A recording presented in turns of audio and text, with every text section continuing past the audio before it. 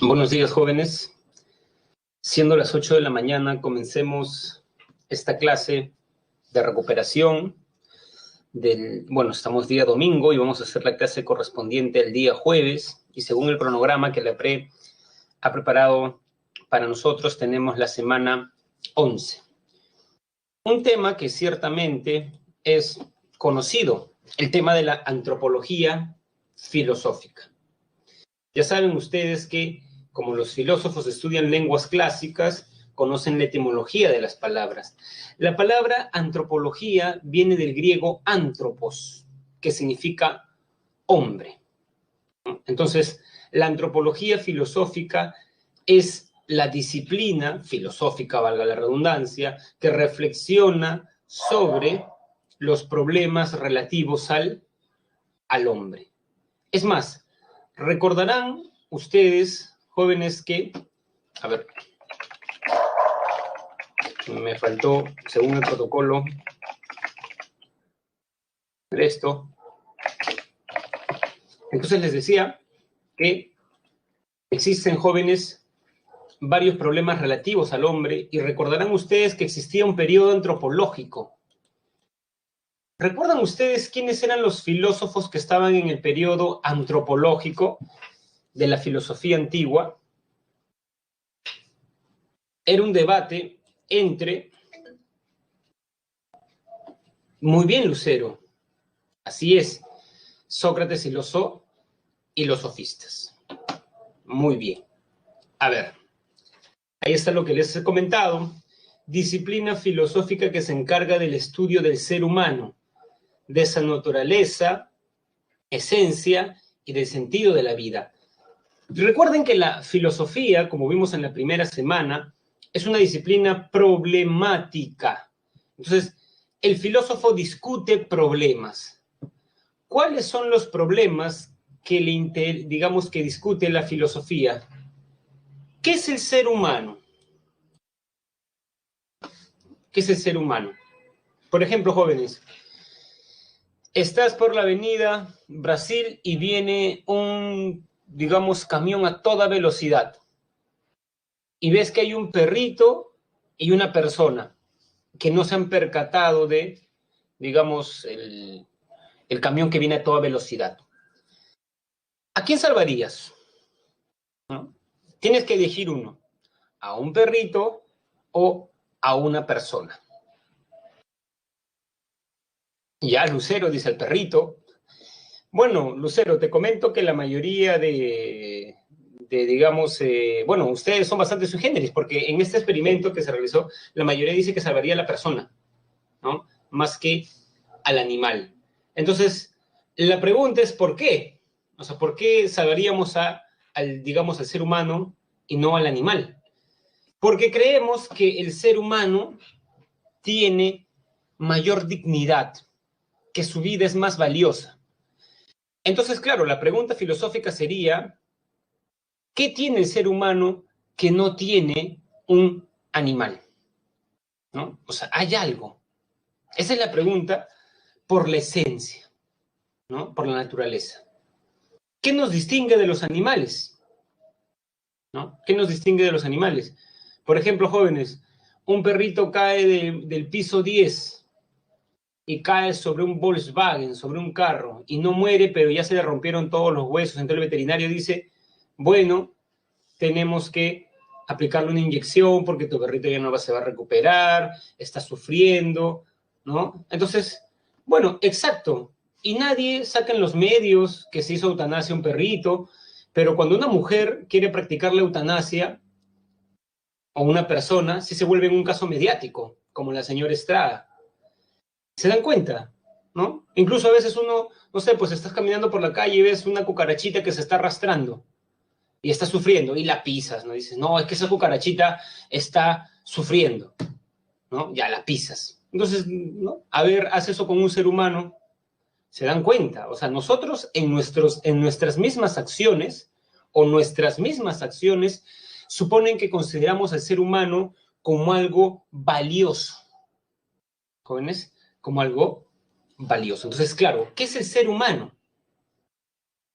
¿No? ¿Qué distingue un ser humano de un animal para considerar la vida de un ser humano más valiosa? Esa es una pregunta filosófica. Es una pregunta filosófica que un médico se va a tener que hacer, un veterinario se va a tener que hacer, bueno, y un filósofo también se va a tener que hacer, ¿no? Muy bien. ¿Tiene sentido la vida humana? Si todos nos vamos a morir, born to die, ¿no? Nacer para morir, ¿no? Eso nos lleva a veces a ser muy existencialistas y vamos a ver qué es el existencialismo el día de hoy, ¿no? Muy bien. Y bueno, viendo tantas personas diferentes, de diferentes culturas, con diferentes prácticas, nos preguntamos también si hay una naturaleza humana, si hay algo que las une. Esa también es una pregunta filosófica. Bueno, vamos a discutir primero el problema de la naturaleza humana, de la esencia del hombre. Se problematiza la naturaleza humana a través de las siguientes preguntas. ¿Cuál es la esencia y naturaleza del hombre, jóvenes? ¿Qué distingue, qué diferencia a un hombre de un animal? A un hombre de una planta. O sea, solemos creer que somos diferentes, pero si nos preguntamos ya en sentido más estricto, digamos, ¿cuál es la diferencia entre el hombre y los demás seres vivos? Ese es el problema de la naturaleza humana, ¿no? Antes de verlo de Scheller, ¿no, jóvenes? ¿Qué es la naturaleza?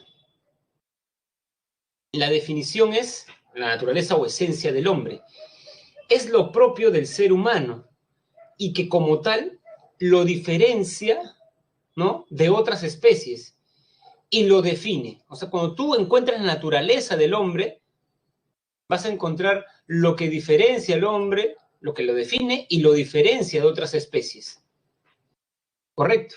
Profesor, el ser humano es racional, la razón, ¿no? Entonces, bueno, los animales no tienen razón.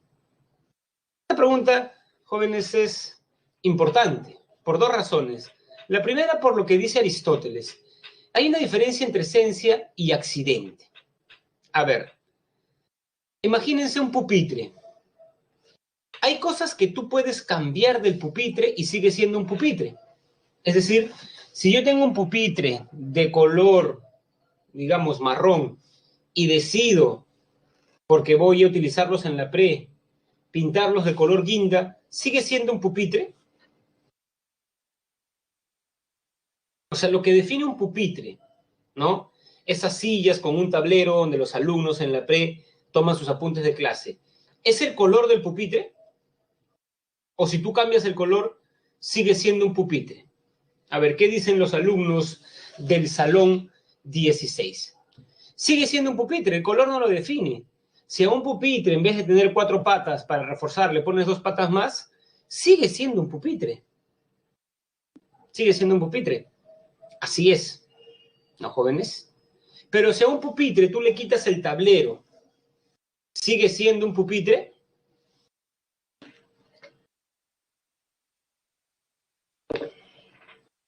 Así es, esa es la esencia. Entonces, la pregunta ahora es, ¿cuál es la esencia del hombre, jóvenes? ¿Qué define al hombre de los animales?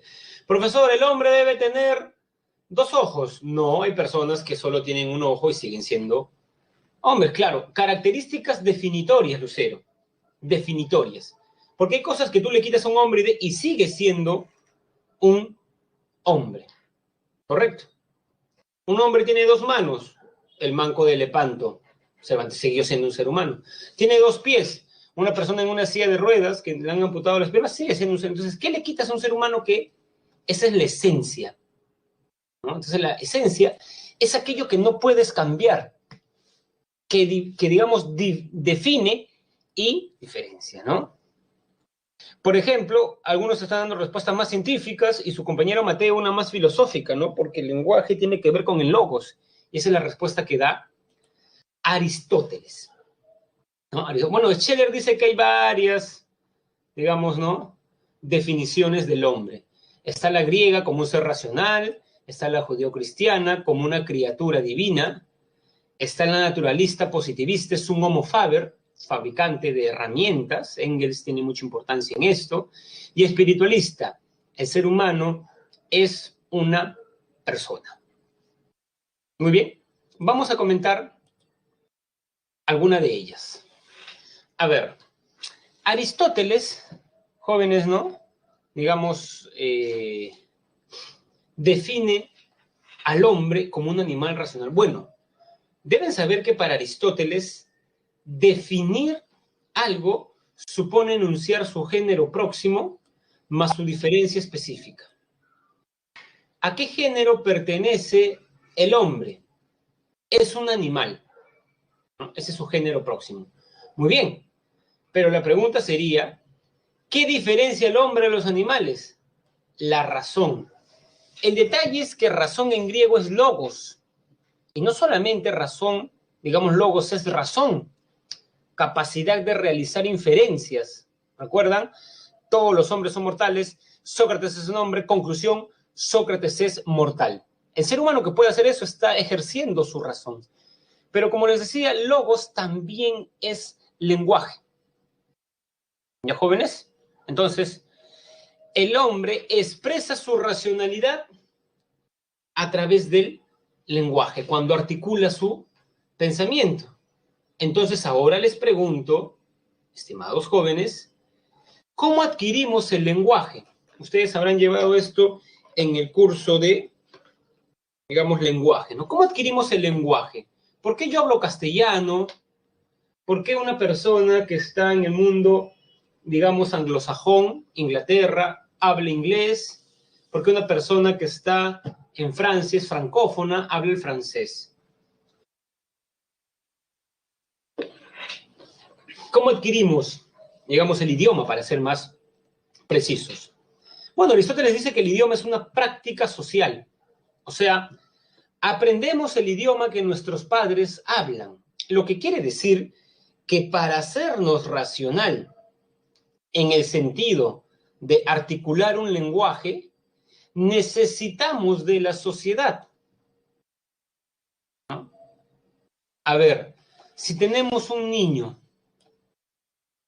y lo llevamos a un paraje de la selva peruana y lo dejamos ahí, este niño tiene 4 añitos, con suerte volvemos dentro de 7 años y está vivo, el niño tiene 11. Habla el castellano, nos saluda, hola, ¿cómo estás? ¿Quién eres? Porque hay ejemplos, ¿no? Esto ha sucedido, digamos. O sea, el hombre alejado de los otros seres humanos, digamos, articula el lenguaje. Esto es, digamos, jóvenes, ciertamente interesante, porque lo que está diciendo Aristóteles es que tú, para hacerte racional en el sentido de articular un lenguaje, necesitas, eso es importante, necesitas de la sociedad, de la polis, y por eso eres un animal político. Necesitas de la sociedad para lo más elemental, para hacerte un ser humano. Para hacerte un ser humano. Miren, lo que está diciendo Aristóteles es lo siguiente, que si 2 seres humanos, un varón y una mujer, tienen un hijo, estos 2 seres humanos le heredan al hijo la potencia. ¿Recuerdan la diferencia entre potencia y acto? A ver, recuérdenme, las jóvenes, la diferencia entre potencia y acto. Potencia es lo que algo, a ver,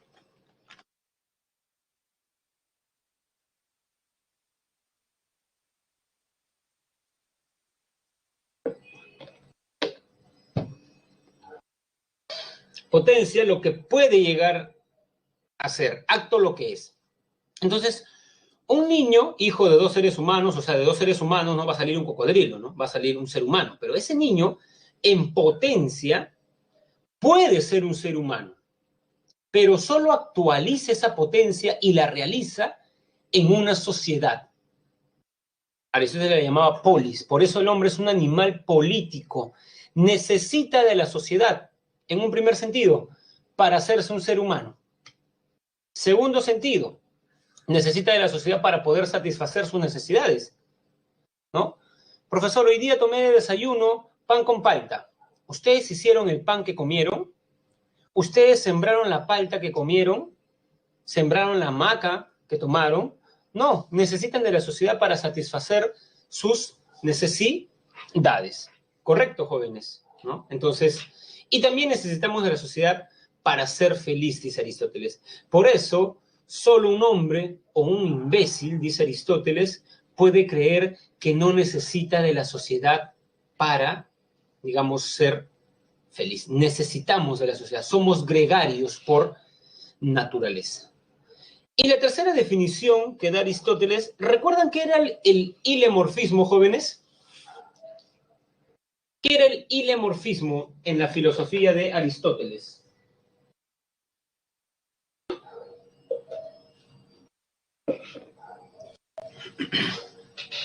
Muy bien, así es. Materia y forma. Entonces, la sustancia es un compuesto de materia y forma. El hombre es una sustancia, un compuesto de materia y forma. La materia del hombre es el cuerpo y su forma es el alma. 3 definiciones de Aristóteles. 1, 2 y 3. ¿Correcto? Sigamos. Descartes, padre de la filosofía moderna, tenía como método la duda metódica, recuerden su primera certeza, pienso luego existo, la clasificación que hace de las ideas, ¿no? Ideas innatas, adventicias, facticias, pero Descartes también se pregunta, una vez que ya sabe que existe, ¿qué soy? ¿Qué me define? Y Descartes dice que el hombre es un compuesto de res extensa, sustancia material, muchos creen cuerpo, y una res cogitans, sustancia pensante. Pero ojo, a pesar de que el hombre es un compuesto de res extensa más res cogitans, lo que define al hombre es la res cogitans. Por eso Descartes define al ser humano o al hombre como una cosa que piensa. Está bien, es un compuesto de res extensa más res cogitans, pero no me define la res extensa, porque los animales también tienen cuerpo. Lo que me define es el pensamiento. Con todo, Descartes, cuando define al hombre como un compuesto de dos realidades, digamos, se expone a un problema, el dualismo ontológico. Si la res extensa es tan distinta de la res cogitans, ¿cómo se relacionan? Pues Descartes, para salvaguardar su filosofía, tiene que ubicar la sede del alma en el cuerpo. Pregunta de examen de admisión. ¿Dónde ubica el alma Descartes en el cuerpo del ser humano? Hay una parte en específica. ¿Le recuerdan?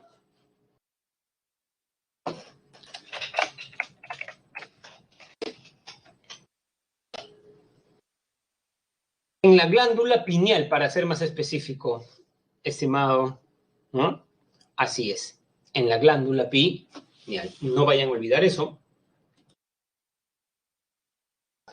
Ahora, jóvenes, Marx, el filósofo que vimos, que critica a Hegel, porque Hegel creía que, digamos, la filosofía era especulativa.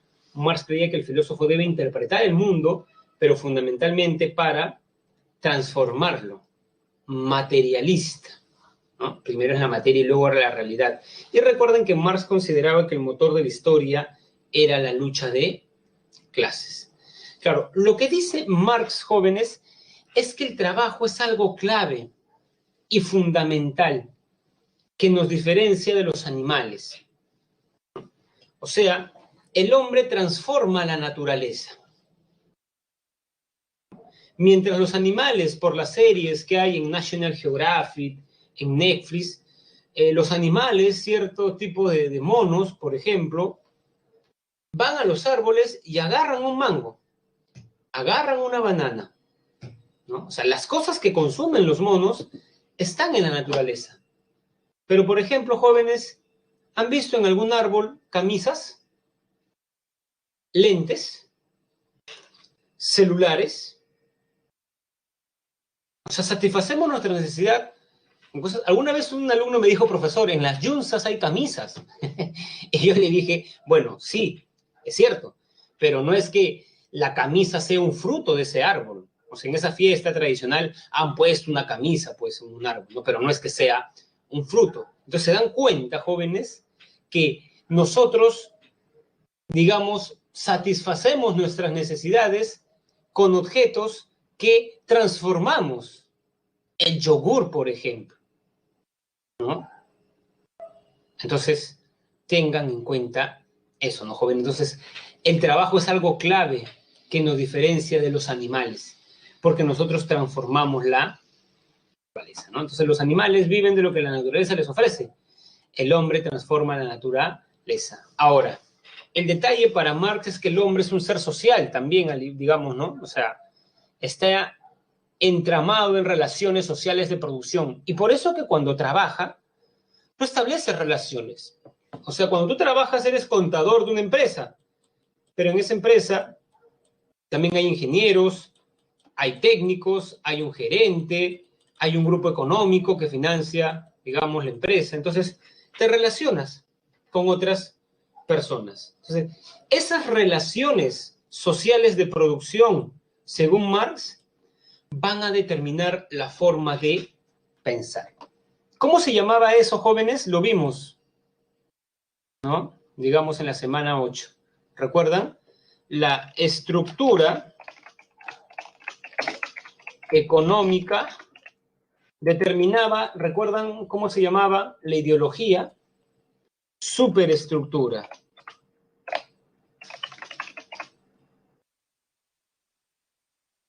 Ideológica, ¿no?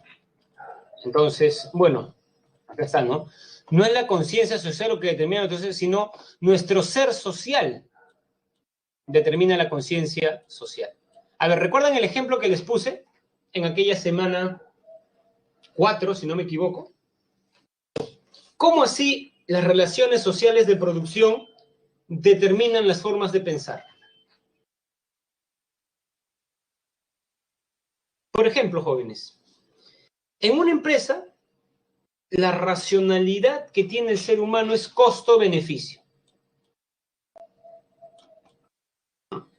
A ver, este señor vende la misma tela, pero a menos precio. Ya, comprémoslo.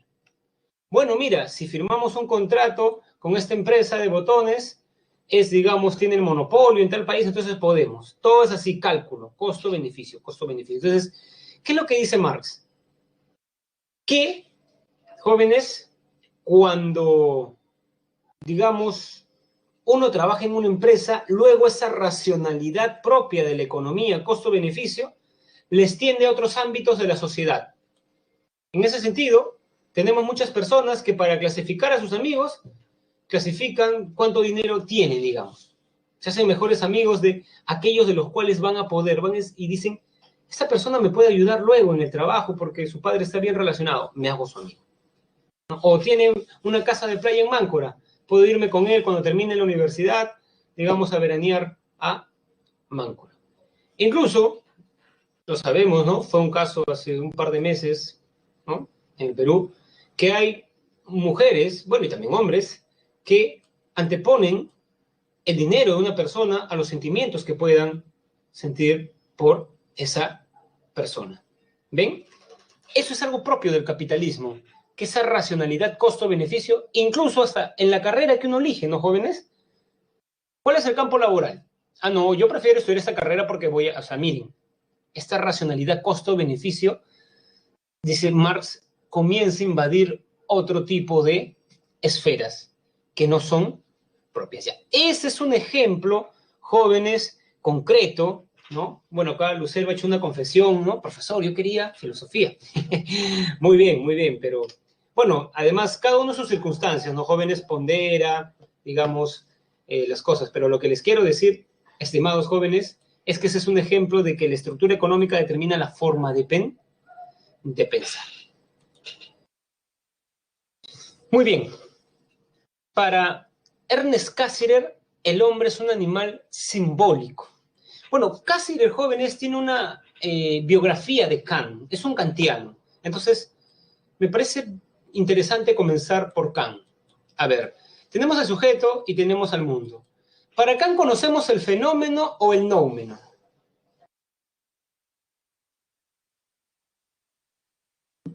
El fenómeno. Entonces, el hombre no conoce el noumeno. Esa es una X. Conoce el fenómeno. O sea, el hombre no puede ver, dice Cassirer, cara a cara al mundo. Interpone entre él y el mundo un sistema simbólico, ¿no? Un sistema simbólico. Y eso es algo clave que nos diferencia de los animales. ¿Por qué, profesor? Pongamos un ejemplo. Porque, jóvenes, imagínense, ¿no? A un conjunto de cebras viendo un león. Acción, ver al león. Reacción, salir corriendo. Las cebras hacen eso. En cambio, el hombre, imagínense,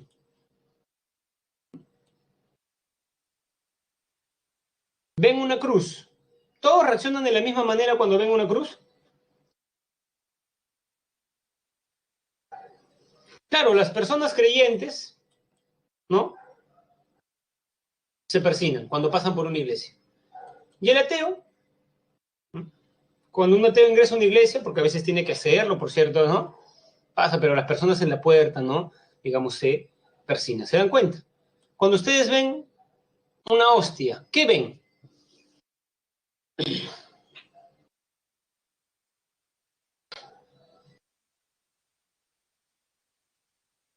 Es lo que se da en la primera comunión, ¿no? Esa suerte de, digamos, ¿no? Pancito que representa el cuerpo de Cristo, ¿no? Un cristiano ve el cuerpo de Cristo, ¿no? Alguna vez leí en un blog, ¿no? Que un ateo comía hostias, porque su papá era panadero y como a veces no tenía que comer, ¿no? Mordía, eso no se muerde, ¿no? Digamos, en la tradición cristiana. Entonces, claro, por ejemplo, el contacto entre Pizarro y Atahualpa, ¿no? Entonces, Pizarro le da una Biblia y dice, acá vas a encontrar la palabra de Dios. Le dices, es un quechua, y el quechua es una religión o es una lengua oral. Se la puso en el oído y no escuchó nada, y botó la Biblia. A ver, ¿qué es la Biblia, jóvenes, para un cristiano? ¿Es un libro más? O sea, las personas no ven lo mismo cuando ven la Biblia, ¿no? Claro. ¿Qué pasa si, digamos, notan acá un anillo de oro, ¿no? ¿No? En la mano de una persona, bueno, en el dedo de una persona. ¿Cómo interpretan ese símbolo?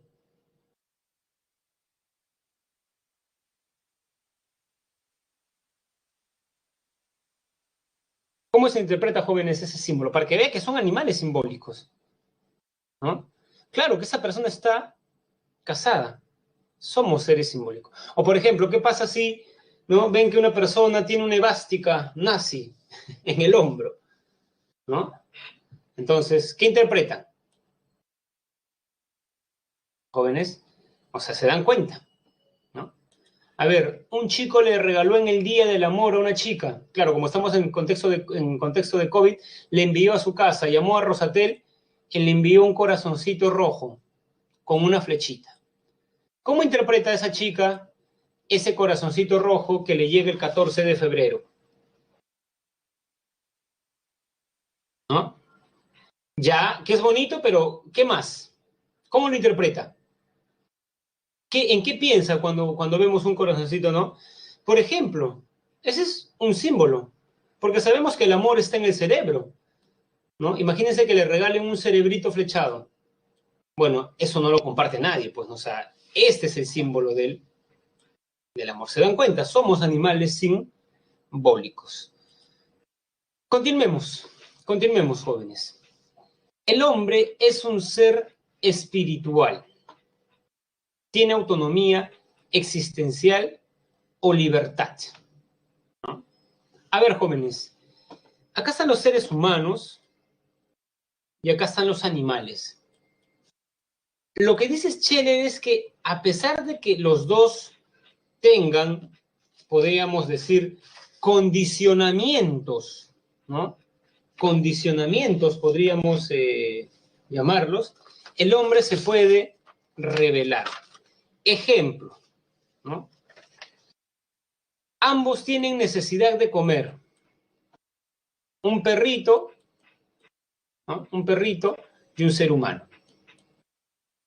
Entonces ese perrito, ¿no? Se olvidó en la mañana de darle de comer, digamos, ¿no? Después de la tú te sientas, fríes tu pollo y te distraes con el WhatsApp, ¿no? Te vas un rato a la cocina y vuelves y no está tu presa. Eso es algo interesante de los perritos, ¿no?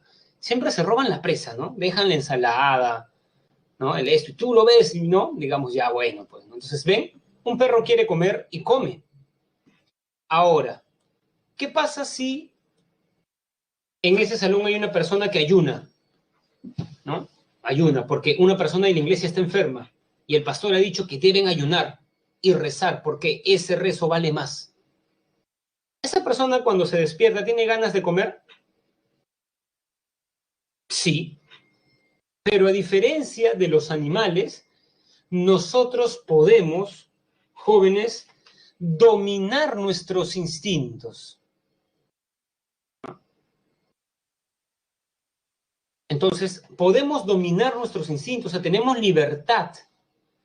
No nos vemos condicionados por nuestros instintos, ¿no? Tenemos libertad o autonomía existencial porque tenemos espíritu, ¿no? Porque tenemos espíritu. O sea, no somos seres instintivos.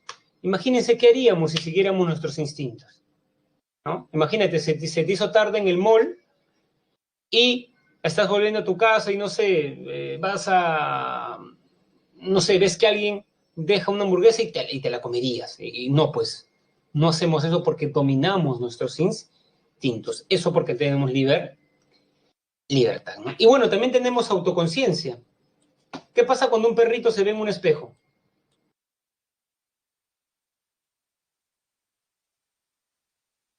¿No? Se ve en un espejo.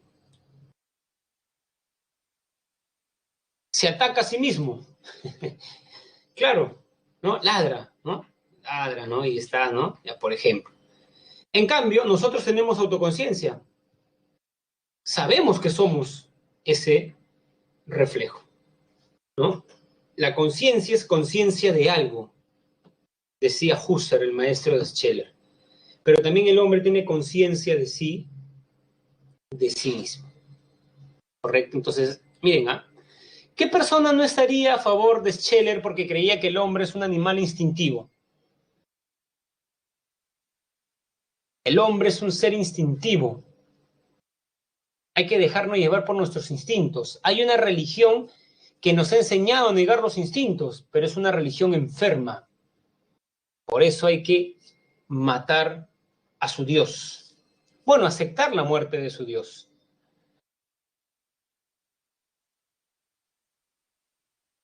Es un filósofo del siglo XIX que decía que el problema del cristianismo es que va en contra de los instintos.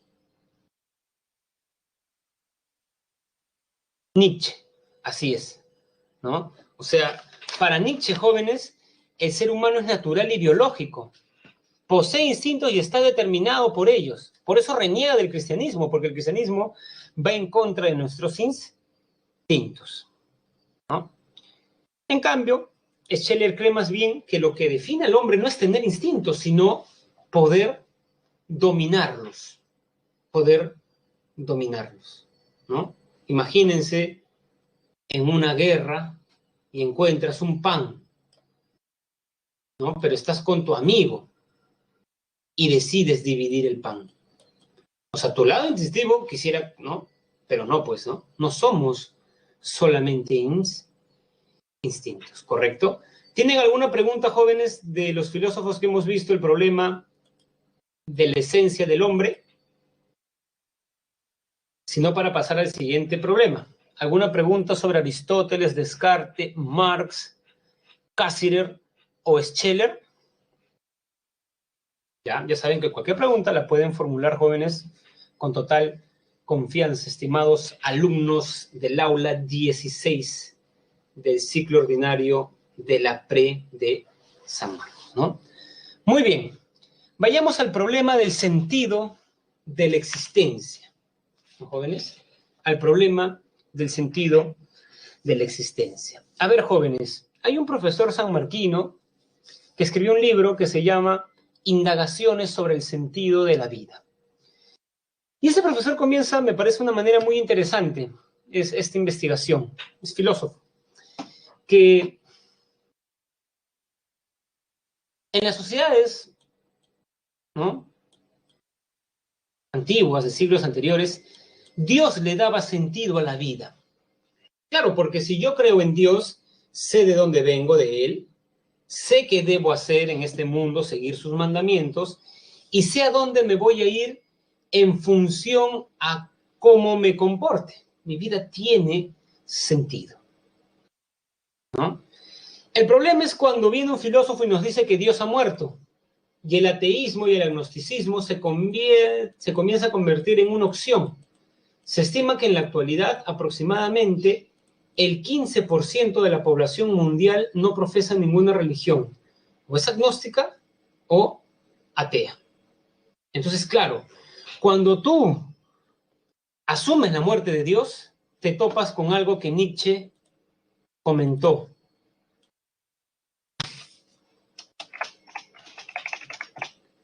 El nihilismo. Nihil en latín es nada. Nihilismo, jóvenes, es aquella corriente filosófica que defiende que la vida no tiene sentido. O en todo caso, no tiene un sentido preestablecido, ¿no? Preestablecido. Por ejemplo, esto lo explica muy bien Sartre, ¿no? Los animales, ¿no? Un, digamos, pájaro, no es que decida bucear o volar, va a volar. Un perro tiene que ladrar. Un gato, maullar, ¿no? En cambio, el ser humano, si bien hemos nacido en el Perú, podemos estudiar inglés, francés, alemán y hablar muy bien, ¿no? No somos condicionados a algo. Podemos elegir nuestra carrera a pesar de todos los condicionamientos que tenemos. Elegimos si queremos pasar la vida con alguien y elegimos a esa persona. Y también podemos elegir, digamos, la soltería, ¿no? Y decir, no, pues no, yo no quiero compartir mi vida con alguien porque las relaciones son muy tóxicas, no sé, hay argumentos, ¿no? Entonces, depende, ¿no, joven? Entonces, ¿ven?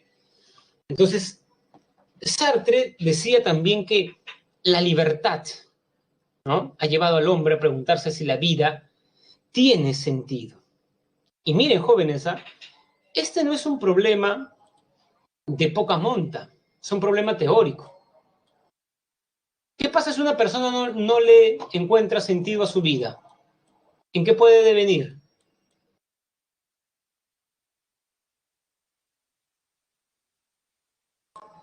Recuerdo año 2020, el año pasado, febrero, me dirigí a un local de la PRE y el tren paró y bajamos en una estación anterior. ¿Por qué? Un chico se había lanzado a las rieles del tren, ¿no? Ese chico, y lo sabemos luego por su no, tenía este problema filosófico, este problema lo atormentaba. O sea, este no es una pose intelectual, no un jueguito intelectual, no. No le encontraba sentido a su vida. Entonces, no le encuentra sentido a su vida, el suicidio es una opción, ¿no? Entonces, ¿qué le decimos? Por ejemplo, Cioran decía que uno siempre debe estar preparado. ¿Qué le dirías a una persona que está a punto de suicidarse? Imagínense, en un puente, y tú pasas por ahí, ¿no? Cioran decía que siempre debemos pensar argumentos, Entonces, miren, este problema es un problema que puede desencadenar en un suicidio, ¿no? Entonces, los jóvenes, es un problema, por eso, ciertamente sensible para muchos, ¿no? Muy bien, ¿no? Entonces, ¿en qué se diferencia la vida humana de la de los animales? Si ambas cumplen el mismo ciclo, ¿no? Incluso podríamos decir, como dice Pascal en Los Pensamientos, que el hombre es más miserable que los animales en un punto, porque los animales no saben que van a morir. El ser humano sí sabe que va a morir en algún momento, tiene conciencia de eso. Bueno, y eso va a organizar su vida, ¿no? Vamos a ver en un momento cómo, no vivimos 1000 años, ¿no? Vivimos una vida, por eso debemos vivirla a nuestra medida y elegir en la medida que esto sea posible, ¿no, jóvenes? Bueno, esa es una consecuencia, vamos a ver en un momento ¿Hacia dónde se dirige la humanidad? ¿Tenemos un objetivo? ¿Tendrá algún propósito la existencia humana? ¿Han visto la película Forrest Gump? Esas dos concepciones, ¿no? Por ejemplo, esa concepción del sargento que quedó lisiado. Cuando Forrest Gump va a la tumba de su madre, ese diálogo es muy interesante. Le dice, no sé si tenía la razón. La mamá de Forrest Gump pensaba que todos teníamos un destino ya determinado. O sea, yo ya estaba condicionado a ser filósofo, a hacer lo que he hecho en esta vida. Pero el sargento creía que éramos como hojas que el viento nos lleva. ¿Qué piensan ustedes, jóvenes? ¿Ya tenemos un papel antes de nacer o somos como hojas que el viento lleva? No tiene todo es casualidad en la vida. No hay necesidades. Todo es contingente. Por ejemplo, esta película también discute este problema. Esas dos posturas. La del azar, ¿no? O la del destino, ¿no? Muy bien, muy bien. Diógenes de Sinope, el cínico, decía que el sentido de la existencia humana estaba determinado por la naturaleza, ¿no? ¿Qué quiere decir eso? ¿No? Que solo se puede ser feliz si se vive guiándose por la libertad de hacer y decir lo que uno dice. Es decir, Diógenes, jóvenes, y es importante que sepan esto, o sea, es importante que comprendan a los filósofos, ¿no? En la filosofía de Diógenes hay una diferencia entre naturaleza, que más o menos tiene que ver con lo simple, y la sociedad, que tiene que ver con lo artificial, ¿no? Entonces Diógenes decía que la naturaleza te pide de poco para ser feliz, para satisfacer tus necesidades. Ejemplo, 1 de la tarde tengo la necesidad de ingerir alimento, lo que denominamos hambre. Entonces puedo prepararme una taza de arroz, lentejas, una ensalada de pepino y una limonada, ¿no? Bueno, estoy bien nutrido con eso, ¿no? Y bueno, una ensalada de brócoli, pensemos, ¿no? Ya, muy bien. Pero no, yo quiero un combo Kentucky más una Pizza Hut, o la combinación, una chizza, ¿no? Entonces, claro, se dan cuenta, te necesitas, digamos, tapar, pero quieres, ¿no? Un edredón de terciopelo que has visto en Saga que está a 600 soles. Entonces, la sociedad nos llena de artificialidad. Y ahora ustedes podrían decir, y con razón, profesor, pero ¿qué tiene de malo querer comerme un Kentucky, sobre todo un domingo, un gusto, profesor? Que claro, la sociedad, decía Diógenes, te va encadenando, ¿no? Entonces, te hace desear viajes, comida cara, ¿no? Cosas que no necesitas. Y por eso, y esto es una reflexión más contemporánea, siguiendo el cinismo, y por eso andamos la vida trabajando para comprarnos cosas que no necesitamos, ¿no? Y trabajan en varios lugares, y se compran un carro, y esto y el otro, pero pierden ese tiempo, porque a las finales lo único que tenemos, jóvenes, es el tiempo. Nadie te devuelve una tarde. Y el dinero es tiempo, porque esa cosa que tú te compras es el tiempo que tú trabajaste para ella.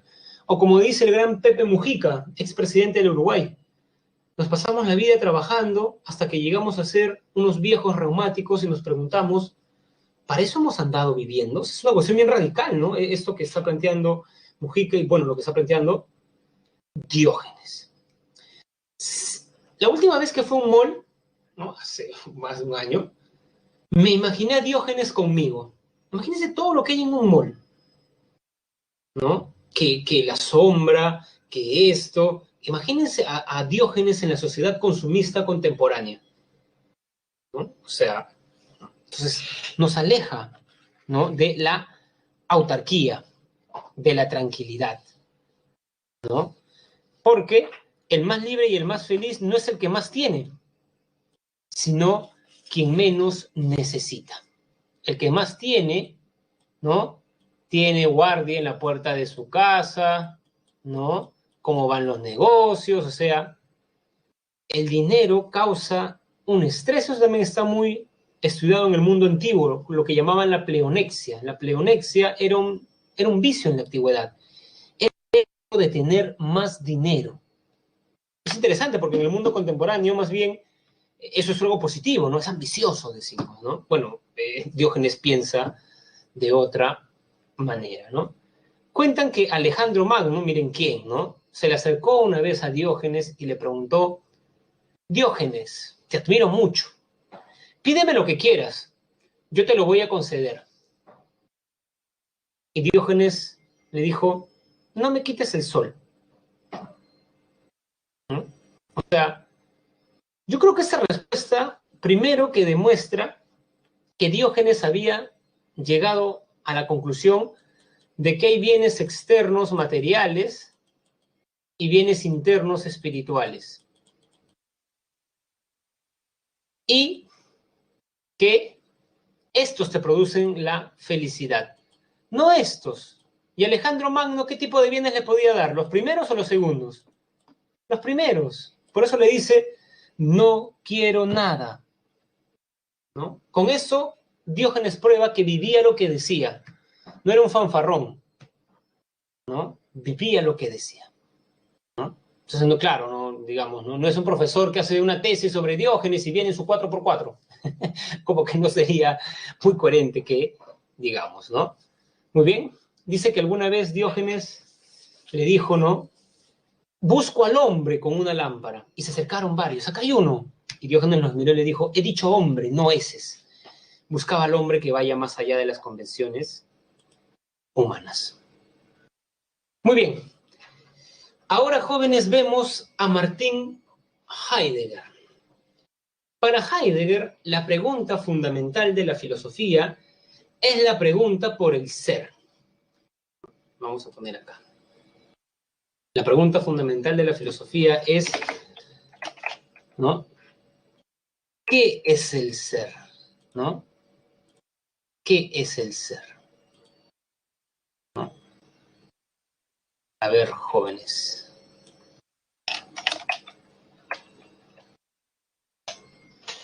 Pero el único que se hace la pregunta por el ser es el hombre. Entonces pasamos de qué es el ser a qué es el hombre. El hombre es un Dasein, ¿no?